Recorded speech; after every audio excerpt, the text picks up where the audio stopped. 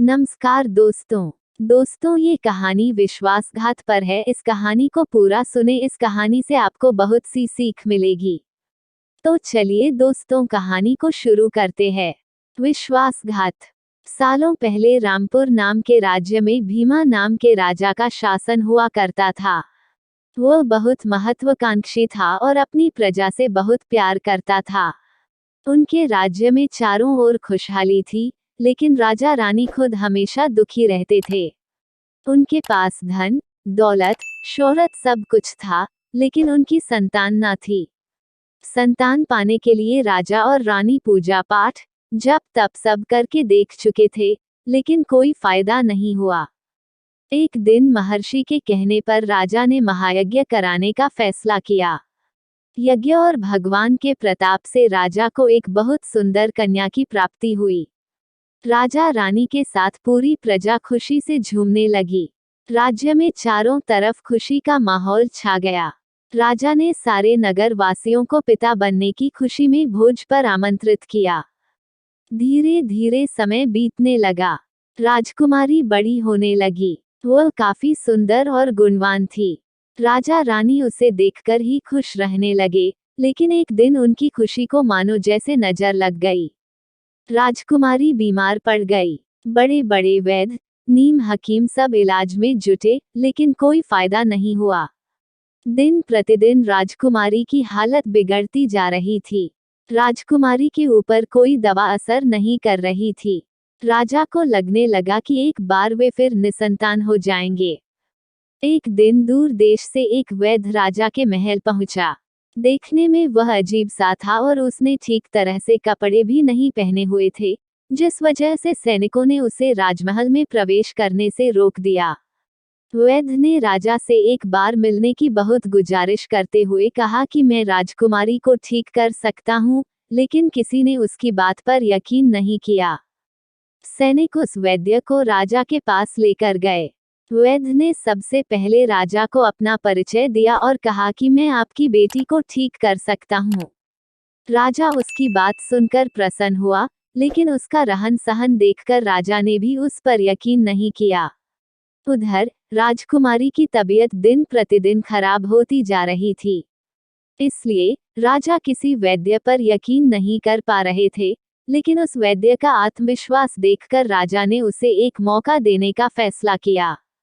राजा ने वैद्य को बोला कि अगर राजकुमारी ठीक नहीं हुई तो अंजाम भुगतने के लिए तैयार रहना। इस पर वैद्य ने बोला ठीक है, लेकिन अगर राजकुमारी ठीक हो गई तो मुझे क्या मिलेगा? राजा ने कहा जो मांगोगे मिलेगा। वैद्य राजी हो गया।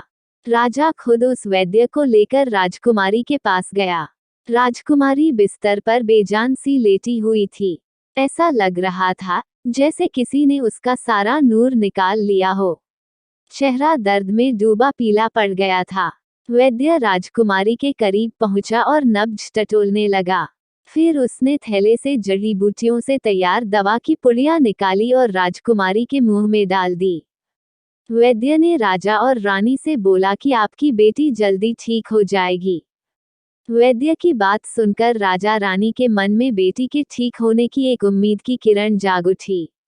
ऐसे ही इलाज करते हुए 2 महीने बीत गए। धीरे धीरे राजकुमारी की हालत में सुधार होने लगा। उसके चेहरे की चमक लौटने लगी। राजा रानी के चेहरे की खुशी भी झलकने लगी।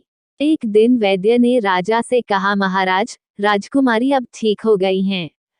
ये 1 महीने की पुड़िया बनाकर दे रहा हूँ। इसे समय पर राजकुमारी को देते रहना। इसके बाद राजकुमारी पूरी तरह स्वस्थ हो जाएंगी।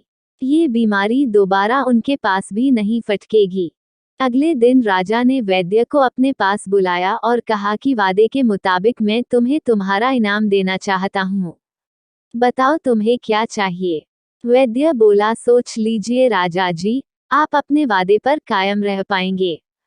राजा ने बोला, तुमने मेरी बेटी को स्वस्थ किया है, बोलो क्या मांगते हो? वैद्य ने मुस्कुराते हुए कहा, आपका आधा राज्य और बेटी का हाथ। इतना सुनते ही राजा आग बबूला हो गया। उसने कड़कते हुए कहा, तुम होश में तो हो? अगर तुमने मेरी बेटी के प्राणों की रक्षा न की होती तो तुम अब तक यमलोक पहुंच गए होते। उसने सैनिकों को आदेश दिया कि इसे राज्य से बाहर निकाल दिया जाए। वैद्य कुटिलता से मुस्कुराते हुए वहां से चला गया। इस घटना के कुछ दिन ही बीते थे कि एक दिन फिर राजकुमारी की हालत बिगड़ गई। उसका शरीर नीला पड़ गया। आनन फानन में राजवैद्य को बुलाया गया। राजवैद्य ने बताया कि राजकुमारी को जहर दिया गया है। इसका तोड़ किसी के पास नहीं है। कुछ देर बाद राजकुमारी ने दम तोड़ दिया। पूरे राज्य में मातम छा गया। राजा रानी शोक में डूब गए। छानबीन में पता चला कि वैद्य ने राजकुमारी को 1 महीने खाने के लिए जो पुड़िया दी थी, उनमें से ही एक पुड़िया में जहर था।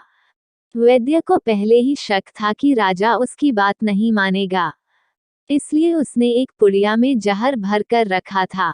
उसने सोचा कि अगर राजा शादी के लिए मान जाता है तो वह जहर वाली पुड़िया हटा देगा, लेकिन अगर नहीं माना तो इसकी सजा राजकुमारी को भुगतनी होगी।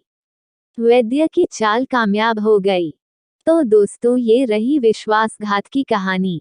दोस्तों, इस कहानी से हमें ये सीख मिलती है कि अगर किसी से कोई वादा किया है तो उसे पूरा जरूर करना चाहिए, अन्यथा उसका परिणाम बहुत ही भयानक हो सकता है। तो दोस्तों, ये कहानी आपको कैसी लगी हमें नीचे कमेंट बॉक्स में जरूर बताएं। अगर आप हमारे चैनल में नए हैं तो हमारे चैनल को सब्सक्राइब करें और बेल आइकन ऑन कर लें। धन्यवाद।